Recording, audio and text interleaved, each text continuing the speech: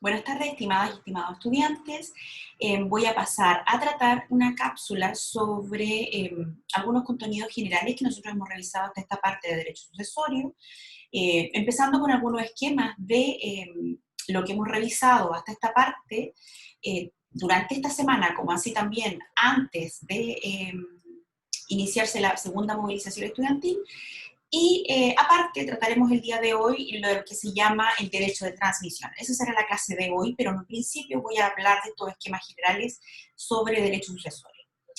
Nosotros ya hemos revisado hasta esta parte a qué nos referimos a lo que hablamos cuando hablamos de la sucesión por causa de muerte.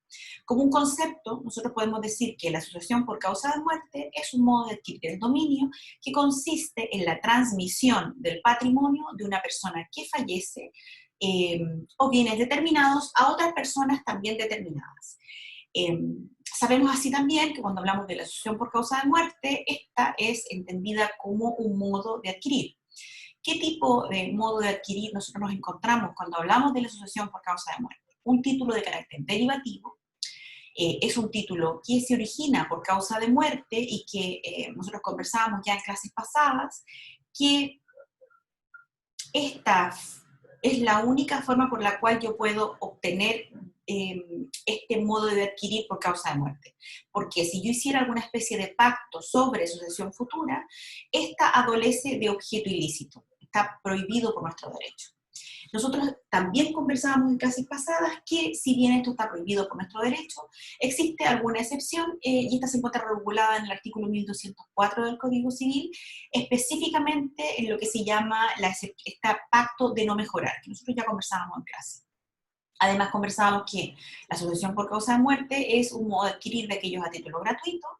Dijimos también, y esto también se dice, o nosotros lo entendemos de la misma definición de la sucesión por causa de muerte, esta puede ser realizada a título universal o a título singular, y esto se encuentra a título universal o singular, y podemos decir de forma general con respecto a esta idea que nosotros tenemos, cuando hablamos de sucesión por causa de muerte, tanto asignaciones, tenemos la posibilidad de tener herederos, y así también tenemos la posibilidad de tener herencias como legados. Y ahí nos referimos a esta sucesión por causa de muerte, modo de adquirir de carácter singular, en el caso de los legados.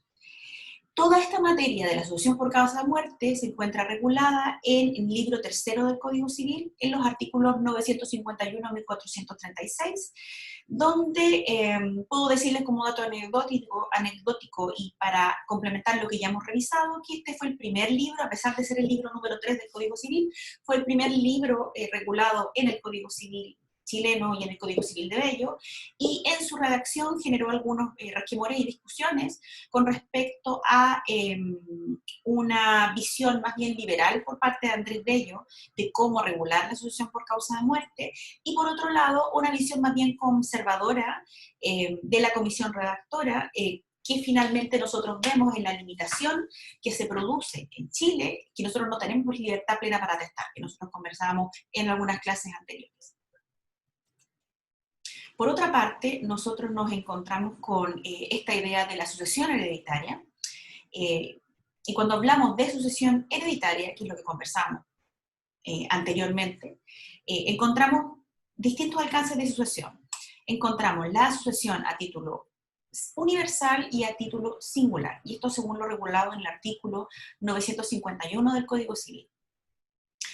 Además, encontramos que cuando hablamos de sucesión hereditaria, cuando hablamos de sucesión por causa de muerte, nosotros hablamos de la transmisión de ciertos derechos a ciertas personas. No hablamos de transferencia. El Código Civil de Bello en algunas partes comete el error de utilizar el vocablo transmisión porque quiere referirse a la palabra transferir. Cuando hablamos de la transmisión de dominio por causa de muerte, se habla de transmisión, no de transferencia. Esto exclusivamente cuando hablamos de transmitir. Transmisión no estamos refiriendo a la sucesión por causa de muerte. Esta idea de la transmisión, y esta es una de las especiales características de esta sucesión por causa de muerte como un modo de adquirir el dominio, es de aquellos modos de adquirir el dominio donde se transmite todo el patrimonio.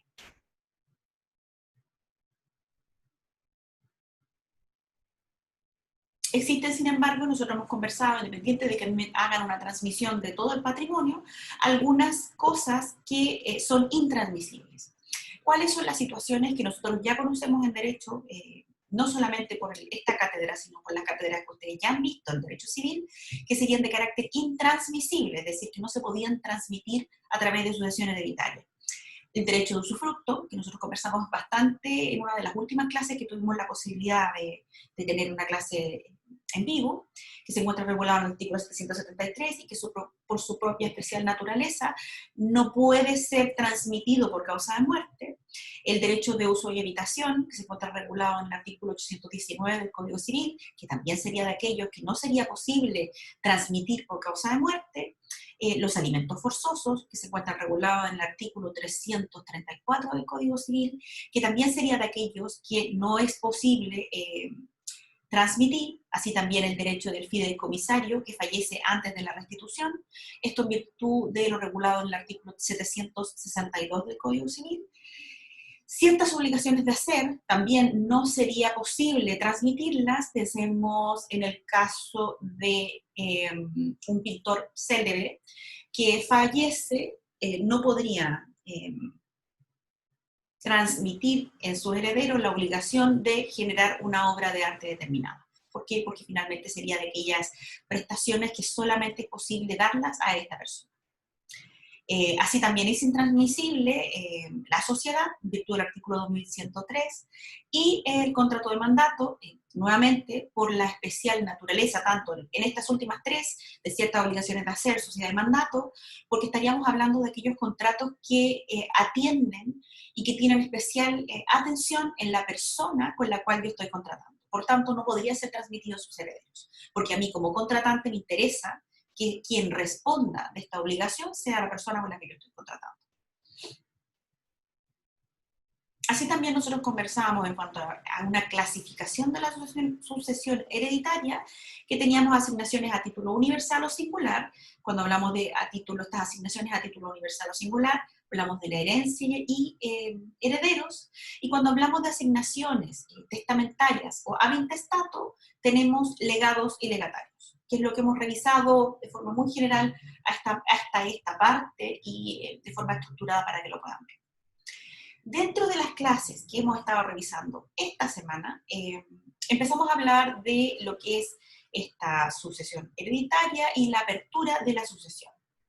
¿Qué hemos dicho con respecto a la apertura de la sucesión? Dijimos que la apertura de la sucesión es un hecho que habilita a los herederos a tomar posesión de los bienes hereditarios y se los transmite en propiedad. Es el hecho que habilita a los herederos a tomar posesión de los bienes hereditarios y los transmite en propiedad. En consecuencia, la apertura de la sucesión da lugar a la sucesión por causa de muerte. Este hecho que habilita a los herederos. ¿Qué entendemos o cuándo entendemos que se produce esta apertura de la sucesión? La sucesión en los bienes de una persona difunta se abre al momento de la muerte, y en la clase pasada conversábamos que esto ocurre, o nosotros entendemos que se abre en este momento y en el último domicilio de este causante, de la persona que fallece. Y esto según lo regulado en el artículo 955 del Código Civil. Es muy importante para nosotros determinar, y nosotros lo conversábamos en la clase, los efectos que se producen por la apertura de la sucesión. ¿Cuáles son estos efectos que se producen por esta apertura de la sucesión? Se determina quiénes suceden al causante, se determinan los requisitos de capacidad y de dignidad para suceder a este causante, se determina la legislación aplicable a la sucesión. Al momento de la apertura se puede repudiar la asignación, es decir, rechazar esta asignación que se le da a una determinada persona, aunque sea condicional y esté pendiente de la condición.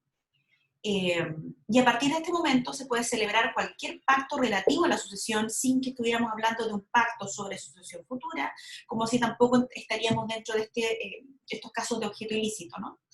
Y habiendo varios herederos, se produce la indivisión hereditaria. Este es un punto importante a tratar, esta idea final, que habiendo varios herederos se produce la indivisión hereditaria. En el momento de producirse la apertura de la sucesión, es decir, en el momento del fallecimiento del causante, se inicia la posesión de estos bienes del causante.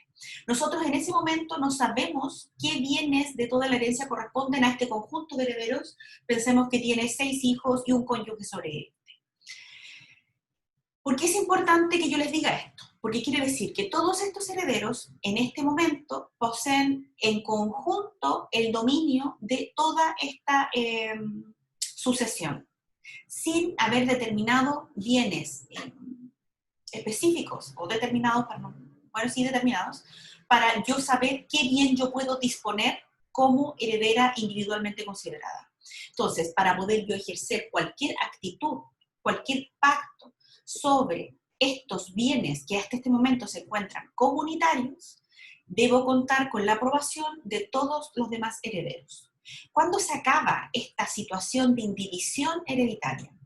Porque en este momento yo soy solamente dueña de un porcentaje posible, en el momento que se realiza la partición de los bienes. Cuando yo realizo este trámite de la partición, entonces ya este patrimonio de este causante, pensemos que tenía una persona muy, muy destacada, tenía 7 departamentos, tenía 6 hijos y un cónyuge sobreviviente. Cuando nos mantenemos en indivisión, todos los bienes son, independientes de los porcentajes que yo pueda tener dentro de esta sucesión, son de todos los herederos. Ninguno de ellos puede disponer de forma individual. Solo podrá hacerlo una vez que se produzca la partición de bienes y a mí se me designe como heredero, por ejemplo, un departamento o una casa ya absolutamente individualizada. Y eso pasa a ser parte de mi dominio. Y eso ocurre cuando yo realizo este trámite de la partición de bienes.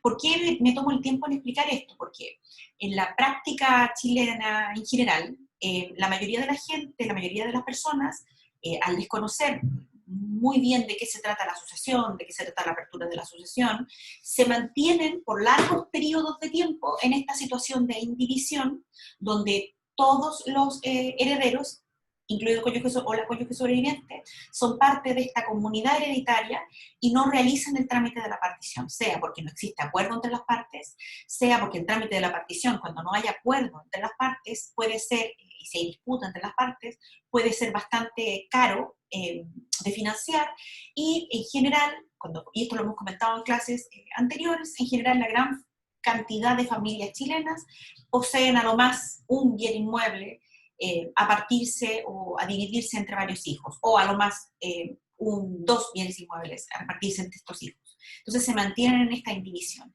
Y esto genera los conflictos posteriores. Cuando piensan en este ejemplo que yo les decía de esta familia, donde fallece la madre, queda vivo el cónyuge sobreviviente y 5 hijos. Pensemos que, pasado el tiempo, pensamos que se mantienen en esta indivisión, fallece el cónyuge sobreviviente y pasado 2 años después fallece uno de los hijos, pero al fallecer este hijo ya tiene una cónyuge sobreviviente y tiene hijos. Entonces ahí cuando se genera todo este conflicto de que si yo quiero realizar la partición en este momento, si quiero clarificar la situación que tiene toda la sucesión, voy a tener que empezar a ir hacia atrás desde la muerte de la madre inicial, para poder determinar cómo yo tenía que partir en este caso, después el fallecimiento del padre, cómo realizo la sucesión en ese caso, y después la muerte del hijo, cómo realizo la sucesión en ese caso y quién representa, que es lo que vamos a estudiar hoy día, al otro. Entonces, para evitarnos todos estos conflictos, la recomendación es siempre realizar todos los trámites y terminar con la partición de los bienes, designando claramente qué bien queda a cada uno de los hijos o a cada uno de los miembros que sean parte de esta sucesión, a fin de evitar estos conflictos futuros, porque no sabemos, puede que exista un acuerdo al día de hoy entre los hermanos y el cónyuge sobreviviente, pero que este acuerdo no se sostenga en el futuro con los futuros hijos de alguno de esos hijos o el futuro cónyuge sobreviviente de alguno de sus hijos, a fin de no complicar esta situación más allá de lo que debidamente deba complicar, ¿no? Además, nosotros conversábamos en la clase anterior que es importante determinar el lugar donde se produce la apertura de la sucesión y determinábamos que en virtud del artículo 955 del Código Civil, este lugar se entiende que se abre esta apertura de la sucesión en último domicilio que haya tenido el causante, y no necesariamente en el lugar donde haya fallecido el causante. Esto a fin de facilitar la determinación, por ejemplo, del tribunal competente de conocer de cualquiera de los conflictos que pudieran llegar a ocurrir en el caso de una sucesión. A fin de evitar esto y poder determinar con facilidad, se determina que nosotros entendemos que se produce la apertura de la sucesión en el último domicilio del causante. Mencionábamos en la clase anterior algunas excepciones, y más que excepciones, casos con reglas especiales, que son los del chileno domiciliado en el extranjero, que ahí hacíamos la distinción entre si tenía bienes en Chile, hacíamos la distinción si tenía herederos chilenos, hacíamos la distinción del caso que tuviera herederos en el extranjero, que a la vez quisieran hacer valer su derecho en Chile. Esto todo nosotros ya lo revisamos. También vimos el caso del extranjero domiciliado en el extranjero, que deja herederos chilenos, que se encuentra regulado en el artículo 988 del Código Civil, que recomiendo que cuando estén revisando estas cápsulas, cuando estén revisando sus contenidos, antes de que vengan a clase idealmente, lean estos artículos que no son tan difíciles de entender y quizás se pueden explicar también o les puede servir en conjunto con la explicación que les estoy dando a través de estas cápsulas. Así también se encuentra como una excepción en esta idea del lugar el caso de la muerte presunta, que nosotros conversábamos en realidad que no era una verdadera excepción, ya que se aplica a la ley chilena en virtud del artículo 81 del Código Civil, y esto tiene que ver, nosotros conversábamos en esa clase, porque en el caso de la muerte presunta nosotros no tenemos claridad de cuándo se produjo el fallecimiento de la persona, como así tampoco sabemos en qué lugar del mundo se encontraba esta persona. A fin de evitar conflictos mayores a sus herederos en Chile, nosotros determinamos, o la ley determina, que esta persona fallece en la fecha en que se dicta sentencia al respecto, y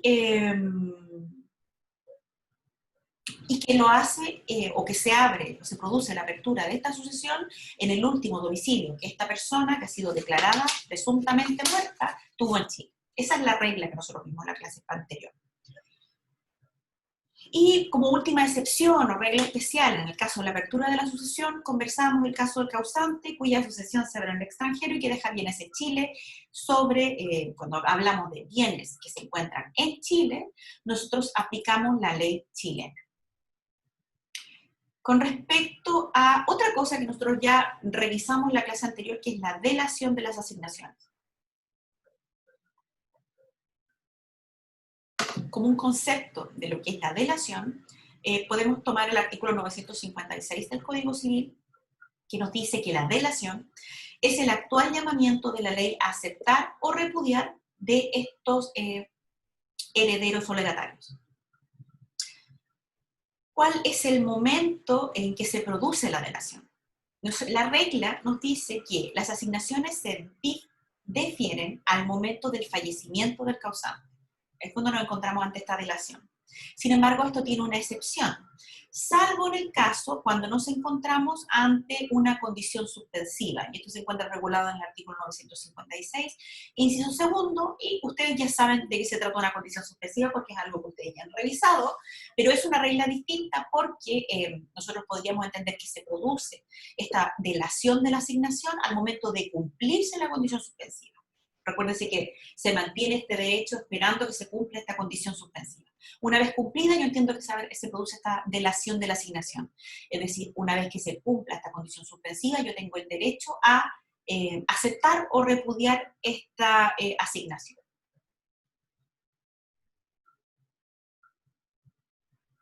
Una contraexcepción a esta excepción es en el caso que la condición suspensiva, es decir, esta condición que se fija para que yo pueda ser asignatario de un determinado legado, en el caso que la condición suspensiva sea no hacer algo que dependa de la voluntad del asignatario.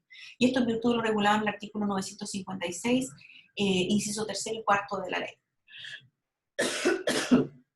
En cuanto a este derecho a opción, ¿a qué nos referimos a este derecho de opción? Es algo que nosotros hemos conversado en las clases anteriores, algo que hemos conversado hasta esta parte, a este derecho que yo tengo a aceptar o repudiar una asignación. Es decir, yo no estoy obligada por ley a aceptar una asignación que se me ha dejado en una asociación por causa de muerte. Puedo repudiarlo. ¿Cuáles son las características de derecho de opción que yo tengo de aceptar o de repudiar.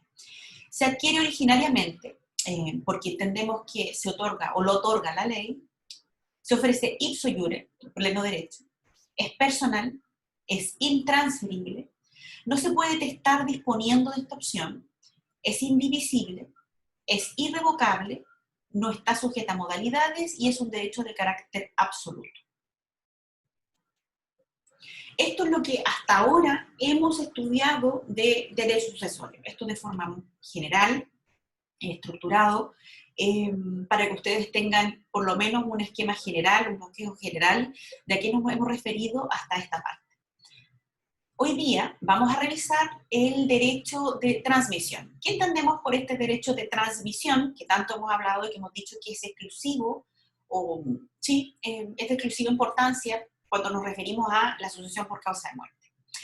El derecho de transmisión se refiere a la transmisibilidad de este derecho de opción, es decir, de aceptar o repudiar una asignación, que adquieren los asignatarios con la delación de la asignación.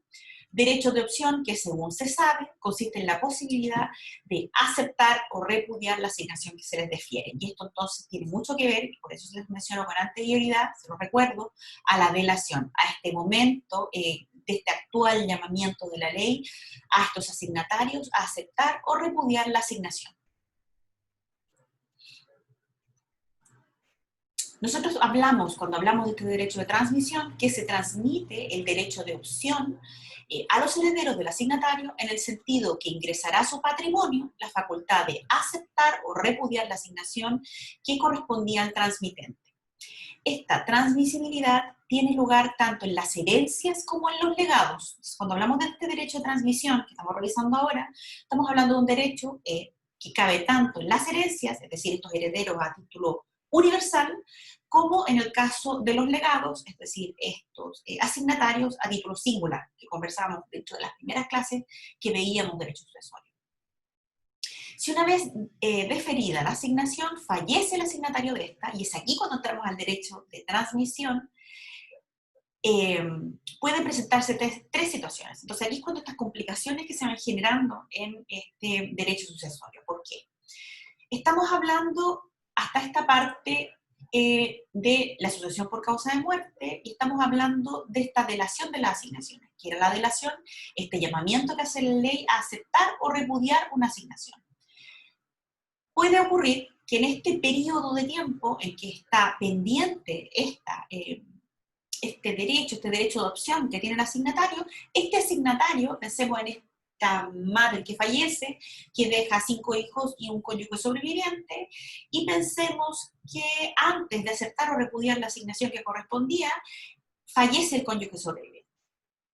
¿Qué sucede en ese caso? Entonces, ahí la ley me habla de este derecho de transmisión y me da diversas posibilidades, o se antepone a diferentes posibilidades. ¿Por qué? Pueden ocurrir tres situaciones. Que antes de fallecer el asignatario haya repudiado la asignación que le ha sido deferida. Es decir, antes de fallecer este cónyuge sobreviviente, en el ejemplo que yo les daba hace un rato, el cónyuge sobreviviente decidió repudiar la asignación que le había sido deferida. En este caso, conforme al artículo 1239 del Código Civil, nosotros se entiende como si nunca hubiera sido asignatario y nada transmite a sus herederos de la asignación que repudió. ¿Esto por qué? Porque dentro del plazo legal, este cónyuge sobreviviente, en el ejemplo que yo les daba, decidió repudiar la asignación. Por otro lado, se puede dar otra situación, que este asignatario, después de la delación, es decir, de este llamamiento, actual llamamiento que hace la ley, a aceptar o repudiar, y antes de su fallecimiento aceptó la asignación. Es decir, tomando su derecho de opción, decidió optar y aceptar la asignación. En este caso, transmite a sus herederos, es decir, estos 4 hijos que yo les daba en el ejemplo original, los bienes comprendidos en dicha asignación y que adquirió por sucesión por causa de muerte, que es el modo de adquirir que nosotros hemos estudiado hasta esta parte. Y existe también una tercera posibilidad, que el asignatario fallezca sin haberse pronunciado respecto de la herencia o legado, que se le ha deferido, y en este caso transmite a sus herederos la facultad que él o ella tenía de aceptar o repudiar la asignación. Y esto es lo que se llama propiamente tal el derecho de transmisión y se refiere el artículo 951, inciso primero del Código Civil. Este es el caso en el que este cónyuge sobreviviente fallece después de haber fallecido su cónyuge, que fue la primera causante. Este cónyuge sobreviviente fallece sin haberse pronunciado si aceptaba o repudiaba esta asignación que le había dejado su cónyuge. En ese caso, que es el verdadero caso de transmisión, de este derecho de transmisión, transmite a sus herederos, estos 4 hijos del ejemplo original, la facultad que tenía de aceptar o repudiar la asignación, es decir, transmite a sus herederos el derecho de opción, que es lo que nosotros estábamos revisando. Este derecho de opción que tiene desde esta delación. ¿Cuál era la delación? El momento en que la ley llama a estos asignatarios a aceptar o repudiar una asignación. Eso es todo lo que hemos revisado hasta ahora. Cuando hablamos de este derecho de transmisión, tenemos que pensar que no es otra cosa que una aplicación del principio de que el heredero adquiere todos los derechos y obligaciones transmisibles que pertenecen al causante. Esto es un principio general que nosotros hemos revisado hasta esta parte. Si un heredero legatario, recuerden, heredero, título universal, legatario, título individual, fallece sin pronunciarse sobre una asignación determinada, dentro de su herencia va comprendida esta facultad de aceptar o repudiar la asignación. Y esa facultad la adquiere sus herederos por este derecho que nosotros hablábamos de transmisión y por la sucesión por causa de muerte. Denme 2 segundos.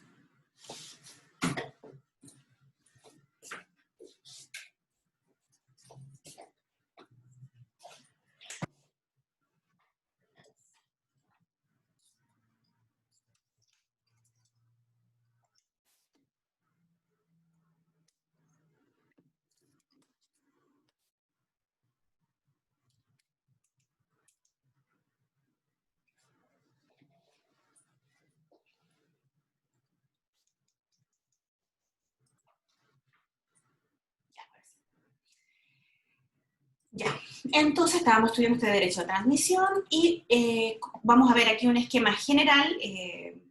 Todos estos esquemas yo se los voy a mandar para que los tengan por si por alguna razón no se ve bien en este video y para que lo puedan tener, y el apunte lo tienen subido desde ya hace tiempo a su aula virtual, a su intranet. ¿Qué es lo que nosotros entendemos por este derecho de transmisión entonces? Que todo lo que hemos revisado hasta esta parte. Artículo 957 del Código Civil. Si el heredero legatario, cuyos derechos a la sucesión no han prescrito, fallece antes de haber aceptado o repudiado la herencia o legado, herencia universal, legado individual, que se ha deferido este actual llamamiento que hace la ley a aceptar o repudiar una herencia, transmite a sus herederos el derecho de aceptar o repudiar dicha herencia o legado, que es el ejemplo que estábamos viendo ahora, aun cuando fallezcan sin saber que se le ha deferido. En el ejemplo que nosotros veíamos hace un rato, en el caso del cónyuge sobreviviente que fallece sin saber que se había actualmente llamado a aceptar o repudiar una herencia o legado. Pensemos en el caso, para poner un ejemplo concreto, que la cónyuge haya fallecido en un accidente aéreo, y el cónyuge sobreviviente, ella fallece el día lunes y el cónyuge sobreviviente venía en viaje por barco y fallece el día martes. Pensemos que durante ese tiempo no tuvo oportunidad que se le avisara del fallecimiento de su cónyuge. Entonces no tenía conocimiento de que se había producido este momento en que se le llama aceptar o repudiar un legado. En este caso, como no sabía, no pudo aceptar o repudiar este derecho de opción que me da este llamamiento a la delación, lo deben ejercer o se les transmite a sus herederos, que son estos 4 hijos que yo les mencionaba hace un rato. Dijimos que, o sí lo dijimos como parte característica de este derecho de transmisión, es que opera tanto en la sucesión testada como en la intestada. Nosotros en clase, hasta esta parte, hemos conversado que cuando hablamos de derecho sucesorio nos referimos tanto a la sucesión testada, es decir, cuando se ha generado este testamento regulado en el artículo 999 del Código Civil, que es aquel acto por el solemne, por el cual yo dispongo de mis bienes para después de mi muerte. Y por otro caso, que es la regla general del derecho chileno, lo que es la práctica en general, es la sucesión intestada, que en este caso en que no se hace testamento ante el fallecimiento de una persona determinada que es causante. Y que se aplican todas las reglas de la sucesión intestada, que nosotros idealmente, si es que no resulta posible en el tiempo y la contingencia actual y todo lo que está ocurriendo, alcanzaríamos a conocer o revisar algo. Realmente para que conozcan de esta materia, porque esta materia es muy importante que la conozcan ustedes como futuros abogadas y abogados, y también para cuando deban asesorar a un tercero, les sea posible entender de qué estamos hablando cuando hablamos de derecho sucesorio, de qué estamos hablando cuando estamos hablando de este derecho de transmisión, porque es importante, etcétera, por la importancia de ese acto cuando ustedes deban asesorar a una persona que requiera esta asistencia. Por eso es importante que ustedes conozcan esto. Las notas son importantes, pero lo más importante es que ustedes sean buenas abogadas y abogados en lo futuro, y a fin de que cuando ustedes asesoren a una persona, lo hagan de la mejor forma, de la forma eficiente y ante todo honrada, ¿no? ¿Cuáles son las características? Entonces dijimos que opera tanto en la sucesión testada como intestada, tanto en herencias como legados, herencia, título universal, legados, título individual. Sí. El adquirente o transmitido debe ser heredero del transmitente, como en el ejemplo que veíamos de la madre que fallecía en este accidente aéreo y que el padre fallecía en este accidente marítimo al día siguiente. Se transmite este derecho de opción a estos 4 herederos, que son hijos de ambos. Entonces, por tanto, se cumple esta regla de que el adquirente o transmitido es heredero del transmitente. Y como se lo voy a decir más adelante, pero se los adelanto aquí para que lo vayan viendo. ¿Cuál es la estructura de este derecho de transmisión?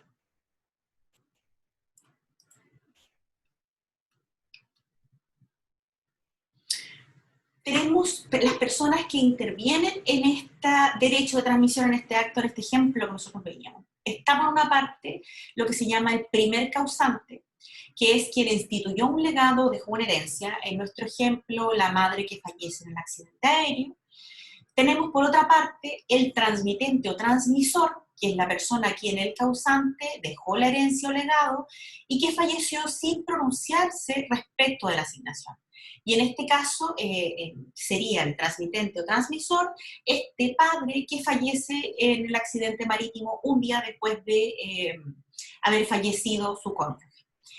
Y el transmitido, que es el heredero del transmitente o transmisor, que en el caso del ejemplo nosotros es heredero del transmisor, y a quien pasa la facultad de aceptar o repudiar la asignación que perteneció al causante. Recuérdense el ejemplo que hemos trabajado hasta esta parte. Tenemos la madre de este ejemplo que dábamos, que fallece en un accidente aéreo el lunes. Por otro lado, tenemos el padre que se encontraba en una travesía a mar abierto, sin mayores comunicaciones externas, y fallece el día martes, sin tener conocimiento del fallecimiento de la primera causante, que es la mujer, la madre. A su vez, tenemos en este ejemplo que esta pareja, que fallece primero la madre el lunes, padre el martes, tienen 4 hijos. Como este padre falleció al día siguiente sin haber conocido de la que había muerto su cónyuge, no utilizó el derecho que le da este momento de la delación de poder optar por aceptar o repudiar la asignación testamentaria que estaba dejando esta madre. Como falleció de esta manera, y como yo cumplo o puedo ver esta idea de que se cumplen los requisitos y las personas que intervienen en esta estructura del derecho de transmisión, esta opción, este derecho de opción de aceptar o repudiar pasa a los herederos, que son los transmitidos, de este transmitente transmisor, que es el padre. En este caso serían los 4 hijos de esta pareja. O sea, a ellos les pasaría, a ellos y a ellas les pasaría este derecho de opción, de poder aceptar o repudiar el legado de la madre que falleció el lunes. En este ejemplo muy burdo, ¿no? Pero para que les quede más o menos claro.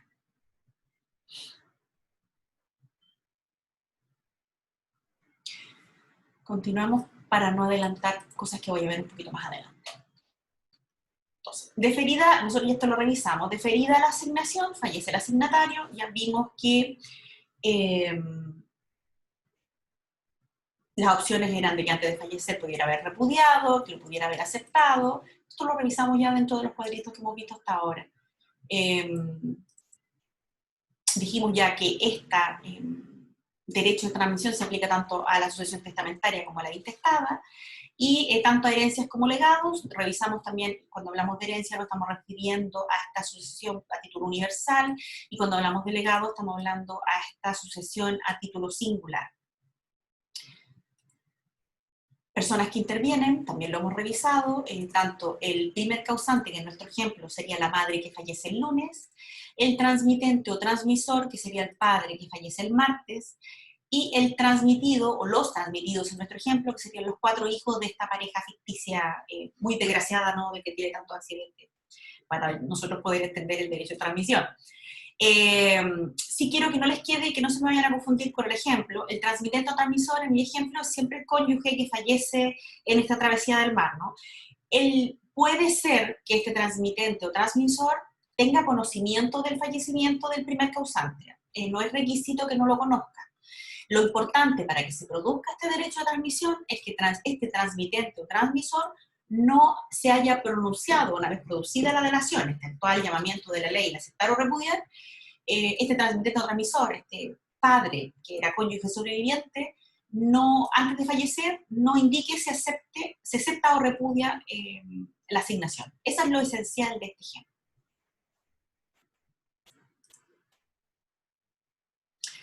Tenemos que, en esta idea, para que opere este derecho de transmisión, tenemos ciertos requisitos. ¿Qué requisitos deben concurrir entre transmitente, padre sobreviviente en nuestro ejemplo de la travesía del mar, y transmitido los 4 hijos? En el transmitente, este padre que fallece el martes, debe haber fallecido sin aceptar o repudiar la asignación, que es algo que nos queda más o menos claro, espero, dentro de lo que hemos revisado hasta esta parte, porque si la repudió, nosotros entendemos que como si nunca hubiera tenido derecho a ella, y si la aceptó, transmite a los herederos la asignación misma. Es decir, ya no transmitiría este derecho de opción, sino la asignación misma porque la aceptó. Luego, si se ha pronunciado, no opera el derecho de transmisión. Debe este transmitente ser heredero o legatario del primer causante. En nuestro ejemplo, el cónyuge sobreviviente es heredero de la mujer que fallece en este vuelo. Es necesario que su derecho no haya prescrito, porque si prescribió, nada puede transmitir a sus herederos, y esto en virtud del artículo 957 del Código Civil. Vamos a revisar más adelante cómo se produce la prescripción de este derecho. Es un poco más complejo de entender, no los quisiera complicar en esta parte, pero sí les puedo adelantar que este derecho podría prescribir porque un tercero se hace poseedor de la cosa creyendo ser heredero putativo. Cumplidos los plazos de 5 o 10 años, podría llegar a adquirir, y una vez que ella adquiere esta persona, prescribe el derecho del causante. Pero para que no se compliquen, solo se lo estoy adelantando porque creo que quizás es una pregunta que me podrían hacer si estuvieran interactuando conmigo en este momento, solo para que lo tengan relativamente claro. Y además, otro requisito con respecto a este derecho de transmisión es que debe ser digno y capaz de suceder al primer causante. En nuestro ejemplo, no tenemos ninguna en este cónyuge sobreviviente que muere en el trayecto del mar, nosotros no hemos dado ninguna causal que lo pudiera ser de indignidad o incapacidad para suceder al primer causante. En el transmitido, es decir, en estos 4 hijos del ejemplo que nosotros estábamos revisando, deben concurrir los siguientes requisitos. Tiene que ser heredero del transmitente o transmisor. En este ejemplo que nosotros veíamos, son estos 4 hijos herederos de este caballero que fallece en la travesía en el mar. Tiene que haber aceptado la herencia del transmitente o transmisor, y esto en virtud de lo que regula el artículo 957, y esto debe ser así, porque en el derecho de transmisión se funda en que la facultad de pronunciarse va incluida en la herencia del transmitente, de este padre que fallece, ¿no? Luego, si yo no acepto la asignación o la herencia de este transmitente, por tanto tampoco adquiero este derecho a opción. Entonces, en el caso de estos 4 herederos, para ellos obtener este derecho de opción de aceptar o repudiar la herencia que dejó la primera causante, la madre que fallece en el vuelo, deben necesariamente aceptar la herencia de este transmitente, del padre, que fallece un día después, el martes. Porque si no lo hacen, entonces tampoco adquieren este derecho de opción, porque el derecho de opción que tenía de aceptar o repudiar la herencia, este padre se encuentra dentro de su patrimonio. Solo pueden acceder estos 4 hijos a este patrimonio habiendo aceptado esta herencia, ¿sí? Para que nos quede más o menos clara la idea o qué se refiere a la ley.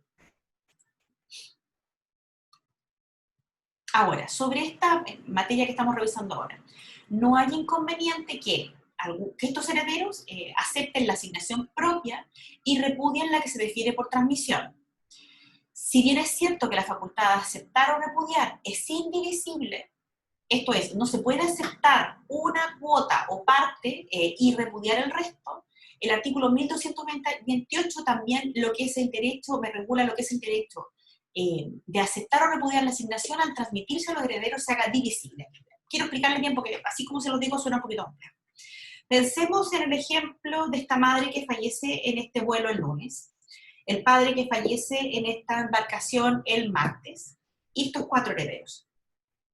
Puede ocurrir que estos 4 herederos, al morir el padre, se produce la delación de esta herencia del padre el martes, en el momento del fallecimiento. Los herederos, en este acto, deben de forma indivisible aceptar o repudiar esta herencia, la del padre, que falleció el martes, ¿sí? Que es el transmitido en este derecho de transmisión. Y ellos deciden aceptar esta herencia, esta asignación. Pero puede ocurrir que la aceptan, y cuando la aceptan, dentro de este patrimonio que obtienen de forma indivisible, viene incluido el derecho de opción de aceptar o repudiar la herencia de la madre, que falleció el lunes, que el padre, por desconocimiento, no alcanzó a ejercer su derecho a aceptarlo o repudiar. Si bien el derecho a aceptar o repudiar es indivisible, los herederos aceptan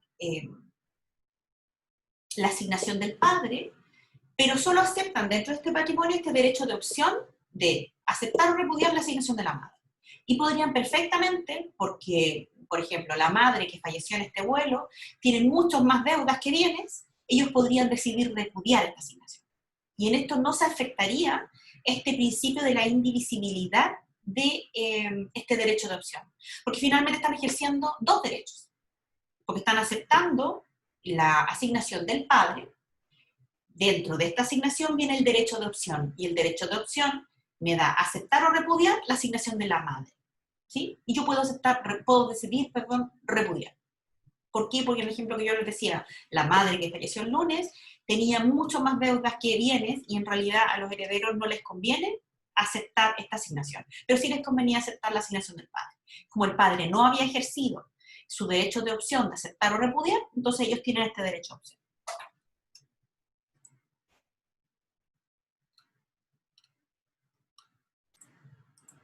Como siguiente requisito, este transmitido debe ser capaz y digno de suceder al transmitente. Y esto tiene que ver con los principios generales de derecho sucesorio, en cuanto a fin de poder ejercer un derecho, yo como heredero o heredera debo necesariamente tener esta capacidad y dignidad de suceder a este transmitente, a este padre que fallece en la embarcación en este viaje de travesía por el mar, el día martes, en el ejemplo que veía. Ya. Esto es todo lo que hemos revisado hasta esta parte sobre lo que es el derecho de transmisión, con todas las especiales características que tiene. Aquí cuentan con esta estructura. Yo aparte les di el ejemplo ahora en esta cápsula que les estoy grabando. Cualquier otra consulta sobre toda la materia que hemos revisado la podemos resolver cuando tengamos alguna clase en directo. Con respecto a lo que continuamos estudiando.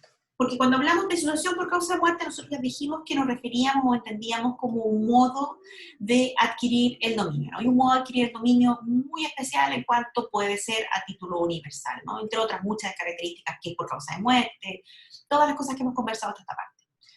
Aparte de tener este modo de adquirir sucesión por causa de muerte, también tenemos el derecho real de herencia. Ustedes ya saben lo que es el derecho real, yo no tengo que decírselo ni aclarárselo, porque ustedes lo tienen claro. Pero cuando hablamos de esta idea del derecho real de herencia, nosotros tenemos que entender que la expresión herencia se le dan normalmente dos significados. Uno, como derecho real, que consiste en la facultad o aptitud de una persona para suceder en el patrimonio del causante o en una cuota de él. Y cuando hablamos de herencia, también nos podemos referir a masa hereditaria cuando se alude al conjunto de bienes que forman la universalidad herencia. Es decir, todos los bienes que forman parte de este patrimonio que era de este causante, de esta causante que falleció. ¿Cuáles son las características de este derecho de herencia? El derecho de herencia es un derecho real y nosotros llegamos a esta conclusión de que es un derecho real por diversas razones. Una de ellas es que el artículo 577 lo menciona expresamente, y recuerden que cuando nosotros hablamos de derechos reales, el artículo 577 nos indica expresamente cuáles son estos derechos reales, salvo algunos derechos reales de carácter especial, como el derecho real de aprovechamiento de aguas, el derecho real de aprovechamiento de minas, que son derechos reales especiales dictados en leyes especiales que regulan estos derechos reales. Pero no existe, a diferencia de los derechos de carácter personal, una libre creación por las partes de derechos reales. Los derechos reales son los que crea la ley y nosotros podemos entender que en general nos encontramos ante un numerus clausus, es decir, una cláusula cerrada que me indica claramente cuáles son los derechos reales que nosotros conocemos. En el caso de los que ustedes debieran conocer hasta esta parte, son los regulados por el artículo 577, al que podríamos también incorporar el derecho de censo, que se encuentra un poquito más adelante. El derecho de herencia se encuentra expresamente mencionado en el artículo 577, entiendo entonces yo que es un derecho real porque es creado por la ley, no por las partes.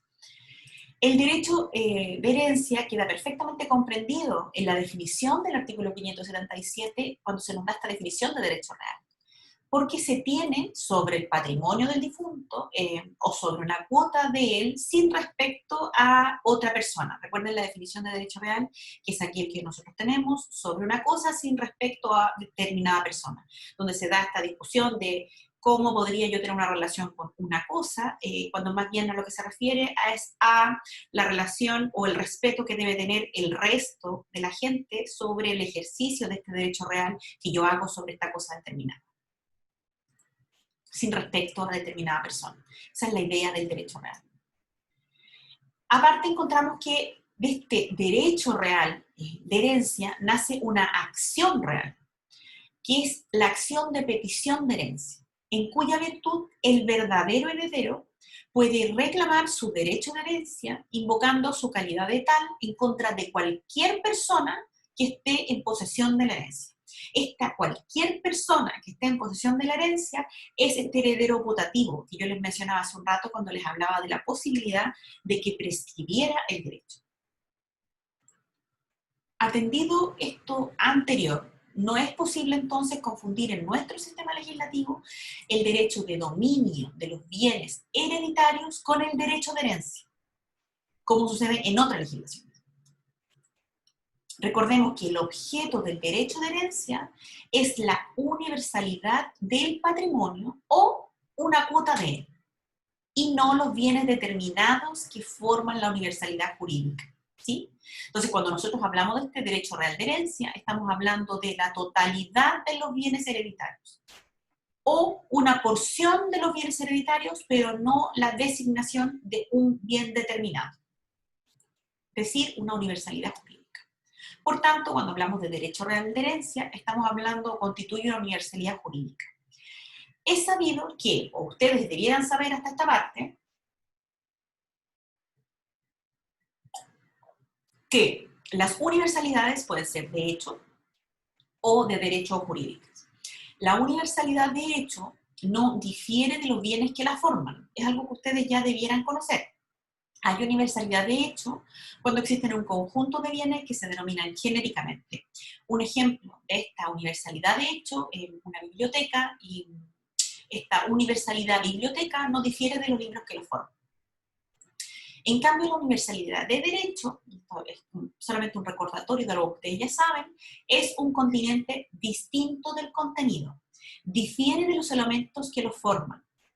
Durante la vida de una persona, su patrimonio constituye una universalidad jurídica, porque es distinto de los bienes y obligaciones que lo forman, este llamado bolso vacío que quizá a ustedes les pasaron, o bolso lleno, pero el patrimonio es este bolso, tenga o no tenga bienes. Las personas tienen patrimonio como un atributo de la personalidad, independiente de esto, si esto contiene derechos, si esto contiene obligaciones o si está vacío.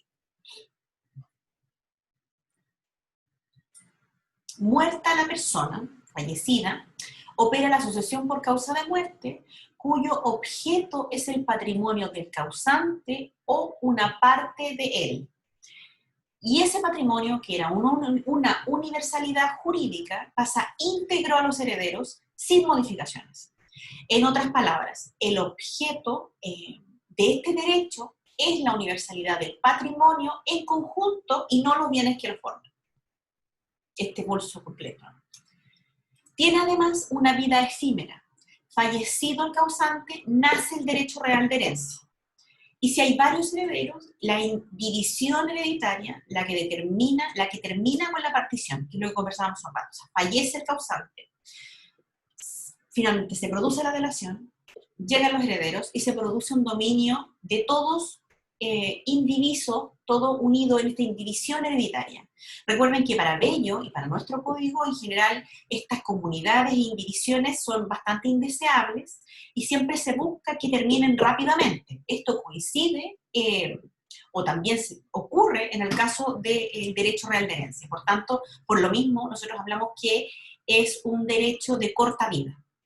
¿Por qué? Porque esta indivisión hereditaria, nosotros ya sabemos que debiera terminar con la partición. ¿Qué es la partición? Es la liquidación de esta comunidad tan indeseable para ellos, y las respectivas adjudicaciones. Es decir, estos 4 hijos que yo les comentaba en el ejemplo inicial, se produce una indivisión del patrimonio al fallecer los padres, digamos que ellos aceptaron ambas asignaciones y todos los bienes pasan a los hijos. Todos los bienes existentes pasan en su conjunto a estos 4 hijos sin haberse producido la partición. Cuando se produce la partición, se produce esta liquidación de esta comunidad donde se ven tanto los bienes que son activos como los pasivos de esta comunidad, de esta sociedad, de los bienes que existían, y se producen adjudicaciones. Pensemos que existían 4 hijos y tenemos, para hacerlo súper simple el ejemplo, 4 bienes inmuebles. Y digamos que todos tienen valores sentimentales y monetarios más o menos similares, y se adjudica el departamento A al hijo A, el bien inmueble B al hijo B, el inmueble C al hijo C y el inmueble D a la hija D.